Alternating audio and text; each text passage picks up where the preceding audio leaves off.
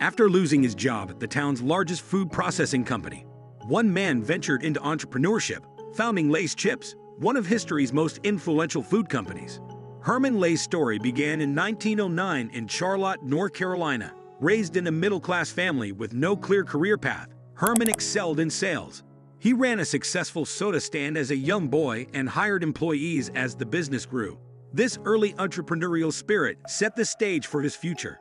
College didn't hold his interest. Herman dropped out, leaving behind a fully funded athletic scholarship. He joined Sunshine Biscuits, a food company. However, the Great Depression hit in 1929, leaving him jobless at just 20 years old. This experience taught him to diversify income and seek independence. Working for the Bartlett Food Company in Nashville, Herman began experimenting with a product that would change the American food market. He became known for distributing bags of potato chips from his Ford Model A as a traveling salesman. Potato chips had been around since the 1850s, but a breakthrough in 1926 made them easily transportable in wax paper bags. Herman capitalized on this innovation, selling large chips that retained quality for days. Seeing the chips' popularity, he took the gamble on himself. With over a decade of experience in the food industry, Herman Lay secured a bank loan to purchase a dealership from his former employer. He rebranded it as H.W. Lay Distribution Co. A few years later, he raised $40,000 through stock sales to acquire the entire Barrett Food Company. Some investors, including one who owned a shop across the street from the factory, were initially skeptical, having invested their families' life savings. However, Lay remained resolute in his vision. He aspired to create an affordable potato chip brand accessible to all Americans. The inaugural Lay's Chips hit the market at a mere 10 cents per packet, quickly gaining immense popularity, necessitating mass production to meet demand. To differentiate Lay's from competitors, Herman Lay ingeniously employed marketing strategies. In 1944, Lay's became the first snack food company to advertise on television. They also enlisted the actor who played the Cowardly Lion in The Wizard of Oz as their celebrity spokesperson. An iconic TV campaign featured the memorable line, "Betcha can eat just one," cementing Lay's as America's premier potato chip brand.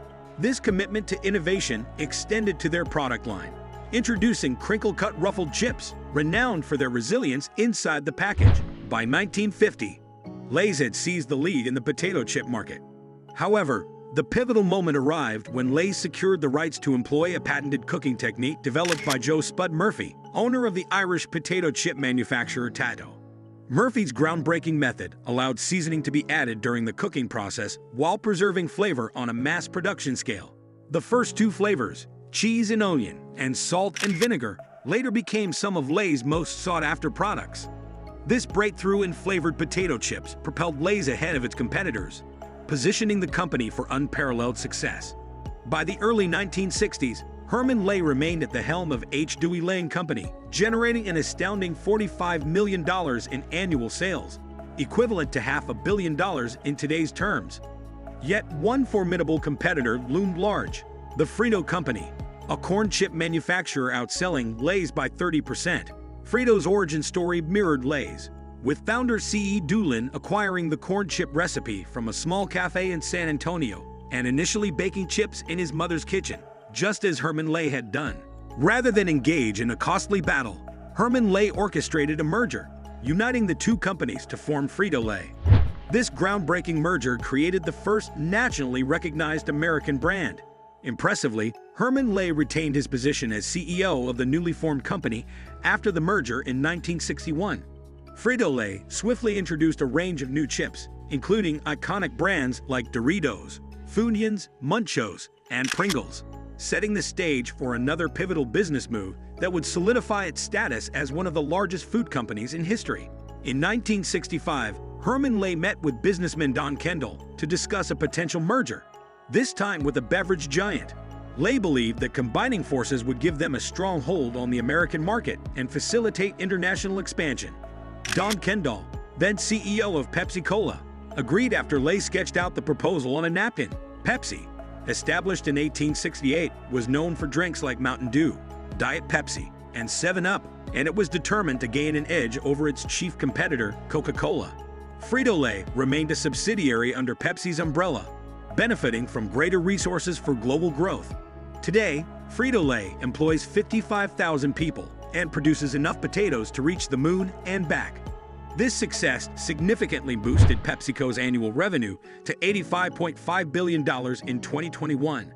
Lay's chips held a remarkable 41% share of the potato chip market, with Ruffles and Pringles, both Frito-Lay brands, closely following.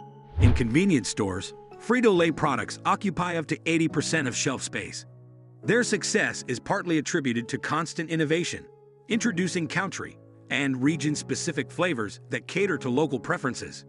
With over 200 Lay's chip varieties, ranging from nori seaweed to baked scallop, the company encourages creativity by offering up to $1 million for exceptional flavor ideas.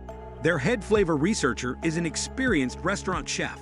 Internationally, Lay's chips are known by different names, such as Walkers in the UK, Smith's in Australia, Sabritas in Mexico, and Gypsy in Egypt. Herman Lay, the man behind Lay's chips, began by delivering chips to customers as a traveling salesman. With determination and a $2,000 loan, he transformed the local endeavor into a global empire that merged twice with PepsiCo. He remained on the executive council until his passing in 1982. In his later years, Lay turned to philanthropy, establishing the Lay Scholarship to nurture young entrepreneurial minds. Herman Lay is celebrated as a culinary visionary who played a pivotal role in shaping the American food industry.